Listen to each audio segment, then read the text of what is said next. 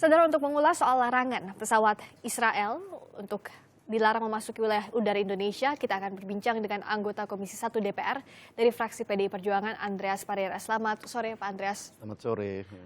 Dilarangnya pesawat yang tidak memiliki hubungan diplomatik dengan Indonesia ini lazim atau tidak sebenarnya? Jadi gini, ya kita harus lihat agak ke belakang nih. Karena Indonesia itu adalah anggota dari International Civil Aviation Organization. Jadi kita sudah menandatangani konvensi Chicago tahun 44 dan tahun 50 kita meratifikasi konvensi Chicago tersebut. Jadi kita adalah anggota daripada ICAO tadi. Nah, di dalam ICAO ini memang ya semua pesawat terbang negara peserta yang anggota itu ya boleh melewati wilayah negara yang menjadi negara anggota tersebut. Tetapi di situ juga memang harus ada izin dari negara kolong, negara yang dilewati oleh pesawat negara anggota tersebut. Nah, ini kan pesawat dari Perdana Menteri Netanyahu ini kan adalah pesawat kepresidenan atau pesawat pemerintah. Jadi dia harus minta izin. Nah, di situ juga kita juga diatur di Undang-Undang nomor 1 tahun 2009 tentang penerbangan.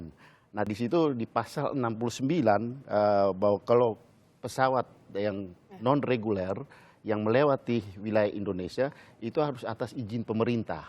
Dan juga diatur lagi di dalam peraturan dari Menteri Perhubungan bahwa pesawat yang melewati wilayah Indonesia yang non reguler itu harus mendapat pertama harus ada diplomatic clearance dari Kemlu dan kemudian security clearance dari Mabes TNI. Nah, untuk itu juga dia perlu ada flight approval dari Kementerian Perhubungan. Yang tidak ada dari pesawat yang ditumpangi Perdana Menteri Netanyahu ini apa? Jadi informasi yang kita peroleh bahwa dia mungkin sudah memberitahu gitu ke Kementerian Perhubungan. Tapi dari Kementerian Perhubungan tidak memperoleh diplomatic approval dan security approval dari kementerian, baik dari Kementerian Luar Negeri maupun Kementerian Perhubungan. Nah, ini karena kita memang tidak punya hubungan diplomatik dengan Israel. Nah, hal ini sebenarnya juga terjadi juga pada Menteri Luar Negeri kita gitu.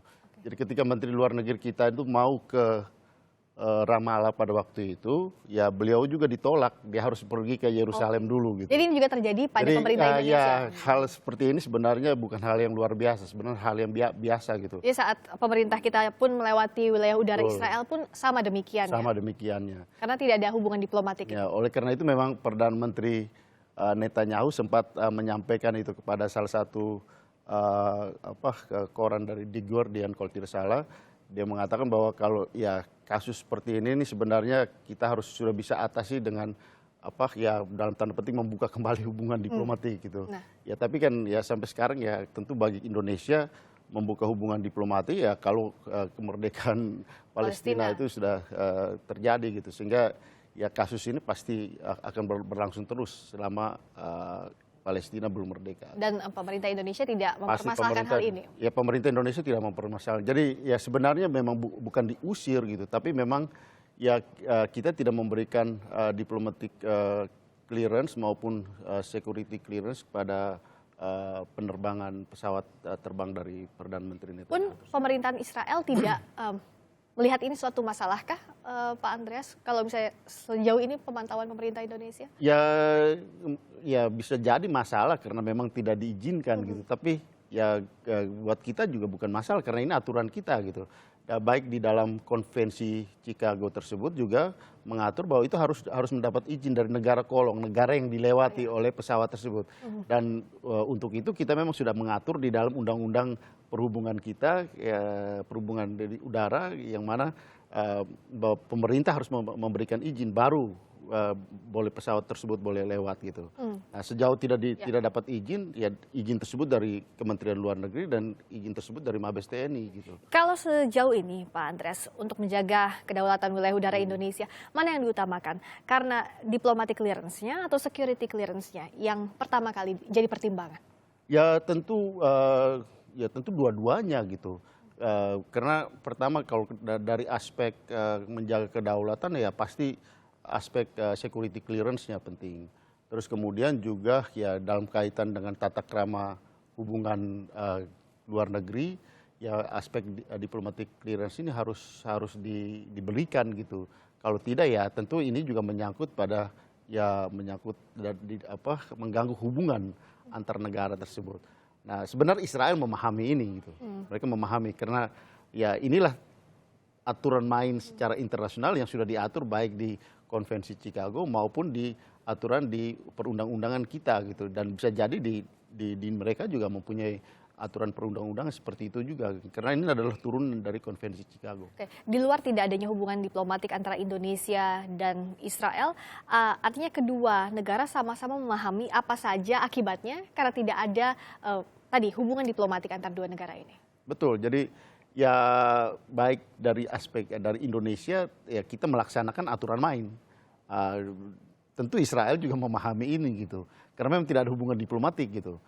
Seandainya kalau ada di hubungan diplomatik ya mungkin persoalannya bisa lain gitu, bisa berbeda gitu. Tapi sejauh tidak ada hubungan diplomatik ya pasti masalah ini diplomatic clearance ini pasti tidak akan diberikan gitu. Sehingga menurut saya ya pemerintah Indonesia sudah betul menjalankan aturan main gitu, menjalankan kebijakan, aturan main dan kebijakan yang seharusnya dilakukan baik oleh Kementerian Luar Negeri maupun oleh Mabes TNI gitu. Oke. Sejauh ini seberapa penting misalnya antara Indonesia memiliki hubungan diplomatik dengan suatu negara mengenai hal-hal ini, kedaulatan untuk melintasi lintas batas negara, Pak Andreas? Ya, saya kira ya tentu kita harus pertama harus menjaga kedaulatan wilayah negara kita dulu, kemudian juga menyangkut keamanan wilayah negara kita, dan kemudian bahwa di dalam konteks menjaga hubungan dengan negara-negara lain, ya tentu itu ada di dalam aturan main yang kita sepakati bersama. Oleh karena itu ya konvensi Chicago inilah menjadi dasar di dalam mengatur air traffic gitu, mengatur penerbangan udara gitu. Jadi ya semua negara yang sudah menandatangani konvensi Chicago ya dia harus menaati konvensi tersebut gitu.